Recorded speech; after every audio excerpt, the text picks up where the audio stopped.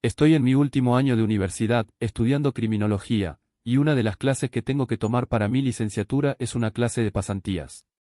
Uno de mis profesores coordina con nosotros y nos consigue una pasantía en una organización relevante con la esperanza de que ganemos algo de experiencia en el campo, además de toda la teoría aburrida, y casi inútil, que aprendemos. Me tocó una pasantía en la prisión estatal central, lo cual me emocionó muchísimo. Estaba feliz de poder aprender de gente real que trabaja en el campo y de sacarle el jugo al cerebro de cualquier analista de comportamiento o psicólogo que tuvieran a bordo, ya que esa es otra de mis áreas de interés profesional. Ojalá pudiera decir que todavía estoy tan emocionado como lo estaba entonces. Solo llevo 3 días en el puesto y han pasado más cosas de las que pensaba. Es cierto que, en parte, quería que pasaran cosas locas al empezar esto para poder vivir mis sueños de Brooklyn 99, pero creo que el Dios que respondió mis oraciones se tomó demasiadas libertades en su interpretación. Las cosas raras empezaron a pasar desde el primer día. Mi supervisor, el señor Ailé, me presentó a todo el personal. Era el único pasante que contrataron este semestre, así que no tenía mucha libertad para pasar desapercibido. Luego me dieron un recorrido por la enorme instalación. Estaba bien iluminada, era espaciosa y más limpia de lo que suponía. Todavía tenía ese olor a humedad y sudor propio de un lugar con 1000 hombres apiñados, pero ciertamente no parecía violar ningún código de salud. Mis pasos, junto con los del señor Ailé, resonaban mientras caminábamos por los pasillos del edificio. Mientras caminábamos y hablábamos, me explicaba la historia y la relevancia de los pequeños detalles dentro de cada sector. No me di cuenta entonces de lo extraño que era que la única voz que podía oír fuera la suya. Finalmente, me llevó por uno de los pasillos de las celdas.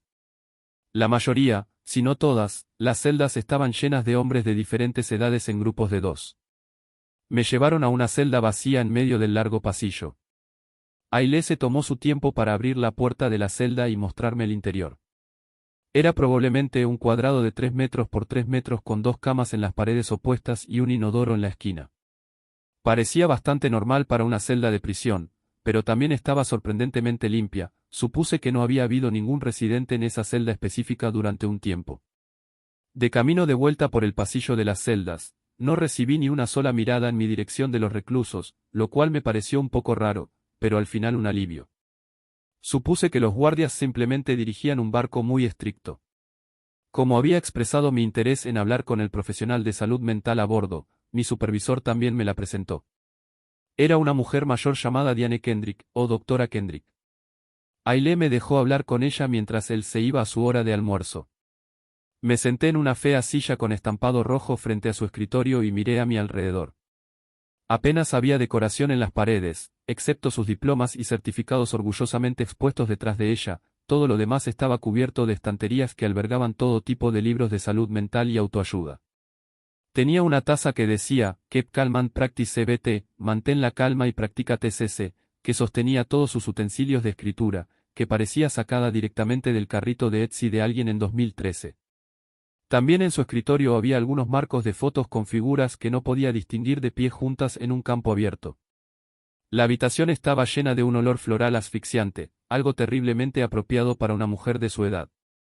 Entonces, doctora Kendrick, ¿cómo es un día normal para usted?, pregunté después de toda la charla habitual sobre mi especialidad e intereses. Bueno, normalmente solo trabajo en el turno de día, ya que nuestro turno de noche está cubierto por el personal de enfermería. Empiezo mi jornada laboral alrededor de las 7 en punto, hago algo de papeleo y luego atiendo a algunos pacientes y trabajo con ellos en el plan de tratamiento que se les haya asignado.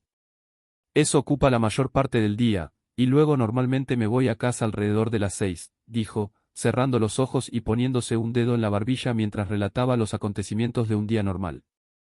Es una larga jornada laboral, pero me gusta asegurarme de que lo hago todo y lo dejo todo aquí antes de irme a casa. Aprenderás rápidamente que un equilibrio saludable entre el trabajo y la vida es muy importante con este tipo de trabajo. Algunas cosas pueden perseguirte si no te cuidas adecuadamente. Asentí a pesar de mi repentino malestar. ¿Por qué carajos diría eso? La doctora Kendrick siguió hablando, pero yo seguía colgado de lo que me dijo, solo por lo fuera de lugar que era.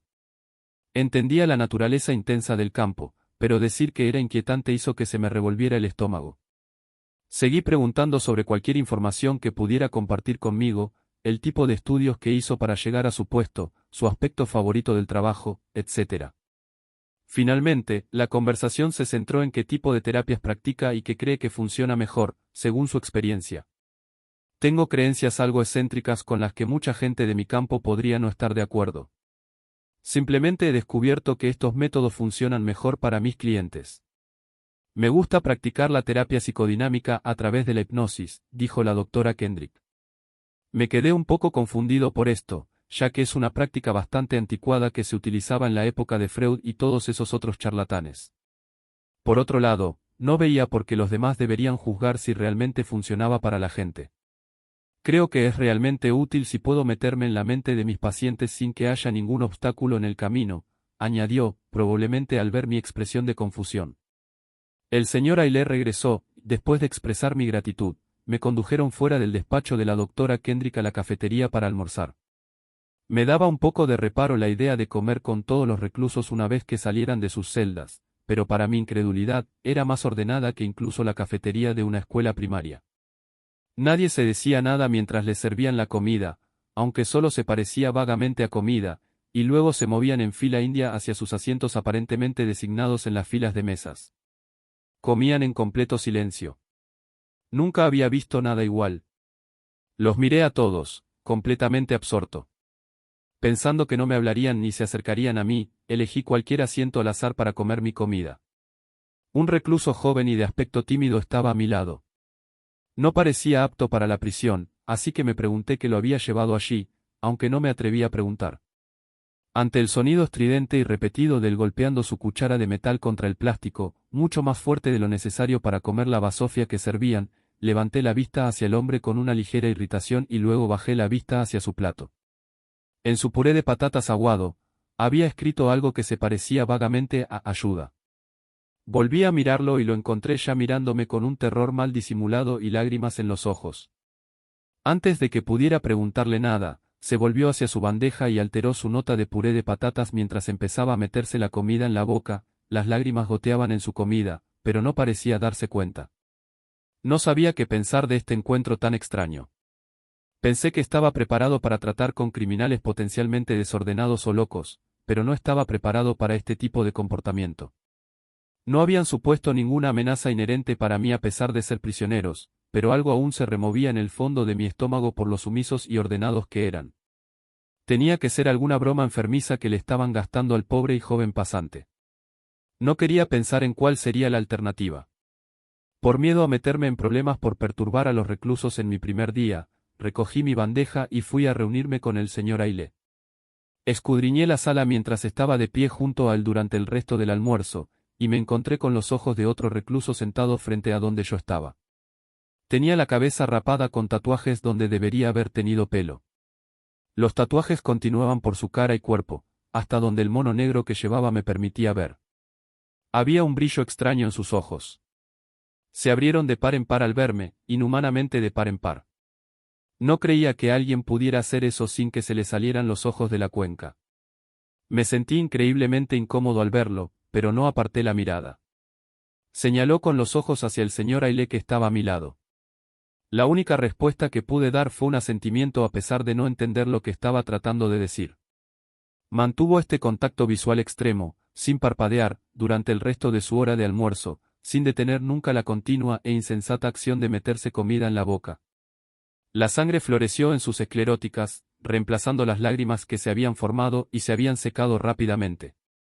No sé por qué mantuve su mirada durante tanto tiempo, no creo que hubiera podido apartarla aunque hubiera querido. Lo único que me sacó de ese momento fue el sonido de pies arrastrándose, walkie-talkies pitando y silbando su flujo de habla ininteligible, y bandejas siendo raspadas y apiladas. Poco después, el recluso parpadeó cuando fue interrumpido de su trance. Lágrimas de sangre salieron de la comisura de sus ojos, que no pudo limpiarse con la bandeja todavía en las manos. Como nadie se dio cuenta, me superaba por completo. ¿Por qué no te muestro mi despacho?, preguntó el señor Ailé desde mi lado, interrumpiéndome de mi propio trance. Solo pude responder con un asentimiento, con la garganta demasiado tensa para dejar salir una respuesta adecuada. Nos dimos la vuelta para irnos y caminamos por otro conjunto de pasillos hasta su despacho, que parecía estar cerca de donde estaba el de la doctora Kendrick. Me quedé de pie y miré a mi alrededor las paredes igualmente en blanco de su despacho mientras explicaba la naturaleza de su trabajo como jefe de la prisión. Apenas podía escuchar lo que decía, mi mente seguía corriendo tratando de dar sentido a lo que había pasado antes. Decir que simplemente me perturbó era quedarse corto, claramente, no he podido dejar de pensar en ello. Luego me dio una tarea insignificante para completar mientras él hacía un trabajo que requería urgentemente su atención. Me dirigí al pequeño escritorio en la esquina de su despacho, que parecía haber sido montado apresuradamente antes de mi llegada. Hice clic distraídamente en mi ordenador después de terminar lo que me dijo que hiciera, y luego, por aburrimiento, decidí buscar la historia de esta instalación. No había nada fuera de lugar ni remotamente interesante sobre su pasado, solo que se inauguró en diciembre de 1884, y el señor Ailé se convirtió en el jefe de la prisión en 2022. Desesperadamente quería encontrar alguna razón o explicación de por qué todos los presos se habían estado comportando tan extrañamente. Lo atribuí a que esos tipos eran algunos de los pacientes de salud mental de la instalación y decidí olvidarlo. Solo necesitaba sobrevivir las próximas 10 semanas, no podía perder la cabeza antes de eso. Así terminó mi primer día de trabajo. Cuanto más tiempo estoy aquí, más aprendo cosas que las simples búsquedas en Google no pudieron decirme sobre este lugar. Realmente solo necesitaba compartir y ver si otras personas encontraban mi experiencia tan extraña como yo.